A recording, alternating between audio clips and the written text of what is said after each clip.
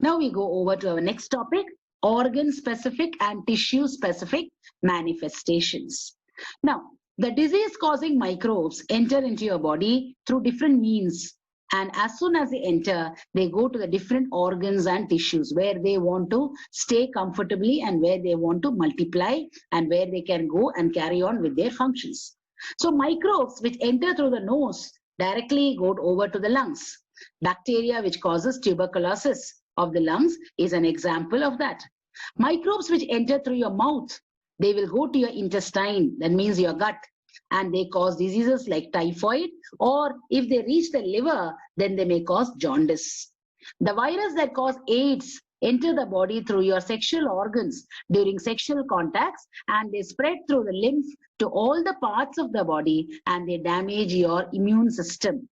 And the virus that causes Japanese encephalitis, it is a name for brain fever. It enters the body through the mosquito bite and goes and infects the brain. So what I want to tell you is that according to the ways or according to the routes that they take, they go over to the different organs and affect those organs. If they are entering through the nose, they attack the lungs. If they enter through the mouth, they attack your intestine or the liver.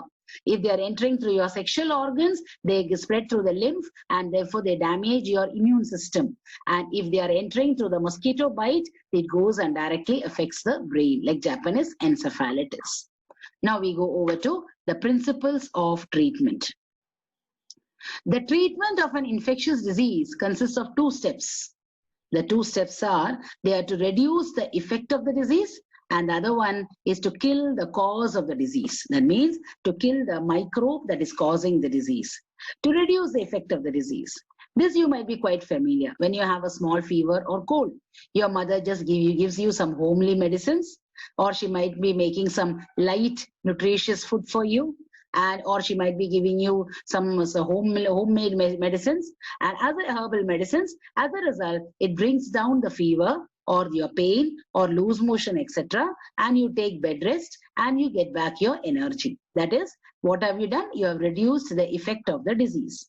The other method, that is to kill the microbes. That can be done only by taking certain medicines or antibiotics and drugs which go inside your body and kill the microorganism causing the disease, and the disease is cured. So the two principles of treatment are to reduce the effect of the disease and to kill the microbes causing the disease. Now we go over to our next topic, principles of prevention. You might have heard of the saying, prevention is better than cure. Prevention is better than cure. There are two ways of prevention of infectious disease. But why should we prevent a disease? Because when a person gets a disease, there are many results because of that. First thing, when he gets a disease, he becomes bedridden. He is not able to carry on with his normal living. He is not able to go and do his work. If he is a student like you, he won't be able to go to school or college. And so his lifestyle is affected. He is bedridden. That is the first cause. Secondly, as a result, because he is bedridden, his mental health is also affected. Third thing, it might become more complicated, and even if you go on treating him, that problem can become a chronic disease. And last, he might act as a carrier of those disease-causing germs, and he may spread the disease to his family members or to his friends. So, for all these reasons, we say that prevention is always better than cure. There are two ways for preventing a disease. They are general ways and specific ways. General ways of prevention is very clear, which we are all doing. I hope all of you are doing. That is by maintaining your personal hygiene. Public hygiene is also very important. Proper, sufficient food, balanced diet, so that your body will get more resistance power. Airborne diseases can be prevented by living in conditions that are not overcrowded. Waterborne diseases can be prevented by avoiding dirty water or by providing safe drinking water. Vector-borne diseases can be prevented by providing clean environment, especially in the rainy season now. Say, avoid allowing the water to get stagnant. or let the stagnant water not be there anywhere, because you have learned that stagnant water is a breeding place of mosquitoes, and use mosquito nets, use mosquito repellents. So these are certain general ways of preventing diseases about which all of us are aware. But there are some specific ways of prevention also. What are they? That is by immunization. What is immunization?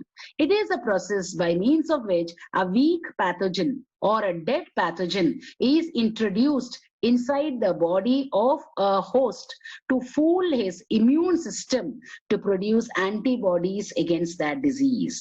When you are going and getting yourself vaccinated, what is the doctor actually doing is he is introducing a weak pathogen of that same disease into your body. When that pathogen enters inside your body becomes a fool.